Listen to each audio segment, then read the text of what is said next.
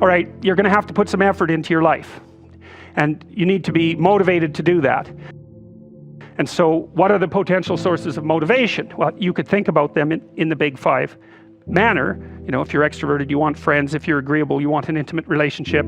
If you're disagreeable, you want to win competitions. If you're open, you want to engage in creative activity. If you're high in neuroticism, you want security. Okay, so those are all sources of potential motivation that you could draw on, that you could tailor to your own, your own personality. But then there are dimensions that you want to consider your life across. And so we ask people about, well, if you could have your life the way you wanted it in 3 to 5 years, if you were taking care of yourself properly, what would you want from your friendships? What would you want from your intimate relationship? How would you like to structure your family? What do you want for your career? Well, how are you going to use your time outside of your job?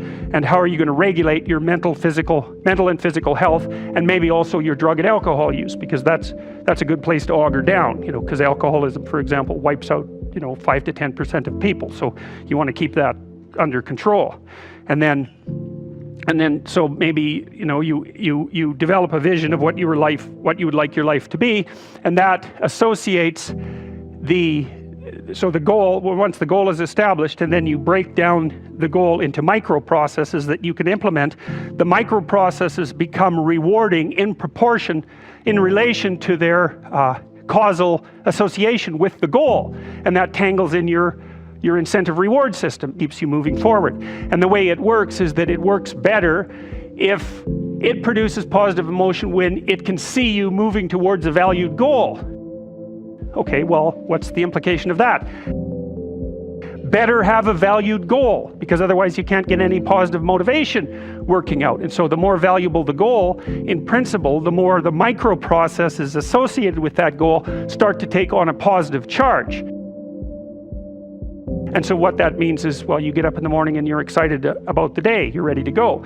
And so as far as I can tell, what you do is you specify your long-term ideal. Maybe you also specify a place you want to stay the hell away from, so that you're terrified to fail as well as excited about succeeding, because that's also useful. You specify your goal.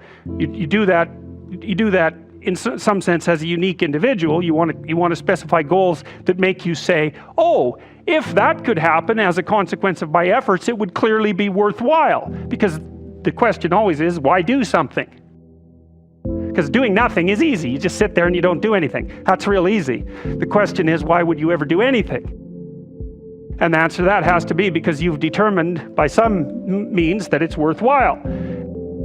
And then the next question might be, well, where should you look for worthwhile things? And one would be, well, you could consult your own temperament. And the other would be, look at what it is that people accrue that's valuable across the lifespan. So you do a structural analysis of the subcomponents of human existence, and I already did that. You need a family, you need friends. Like, you don't need to have all these things, but you better have most of them. Family, friends, career, educational goals, plans for, time outside of work, attention to your mental and physical health, etc. That's what life is about. And if you don't have any of those things, well, then all you've got left is misery and suffering. So that's a bad deal for you. I think the best thing you can do with regards to your conscientiousness is to set up some aims for yourself, goals that you actually value. Because how are you going to hit something if you don't know what it is? That isn't going to happen. And often people won't specify their goals too, because they don't like to specify conditions for failure. So if you keep yourself all vague and foggy, which is real easy, because that's just a matter of not doing as well, then you don't know when you fail. And people might say, well, I really don't want to know when I fail because that's painful. So I'll keep myself blind about when I fail. That's fine, except you'll fail all the time then. You just won't know it until you've failed so badly that you're done. And that can easily happen by the time you're 40. So I would recommend that you don't let that happen. So that's willful blindness, right? You could have known, but you chose not to. But once you set up that goal structure, let's say, and that's really, in many ways, that's what you should be doing at university. That's exactly what you should be doing, is trying to figure out who it is that you're trying to be, right? And you aim at that.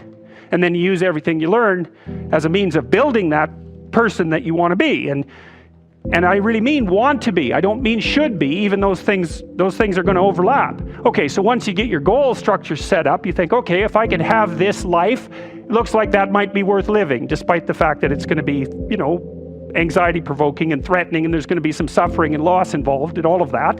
Obviously, the goal is to have a vision for your life such that, all things considered, that justifies your effort. Okay, so then what do? Well, then you turn down to the micro routines. It's like, okay, well, this is what I'm aiming for. How does that instantiate itself day to day, week to week, month to month? And that's where something like a schedule can be unbelievably useful. Okay, so what's the rule with the schedule? It's not a bloody prison.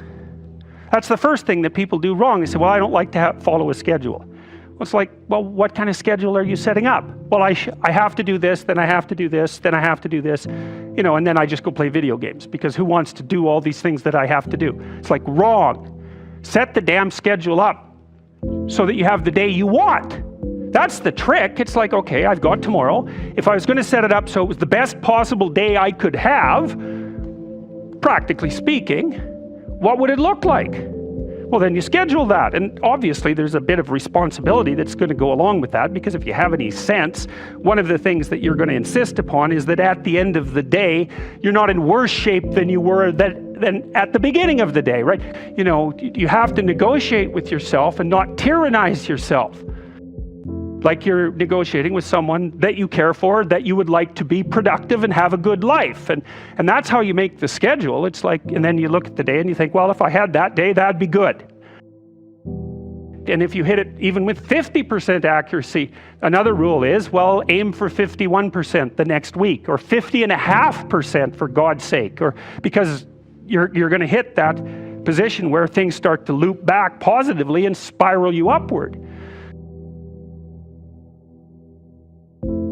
So that's one way that you can work on your conscientiousness, is plan a life you'd like to have.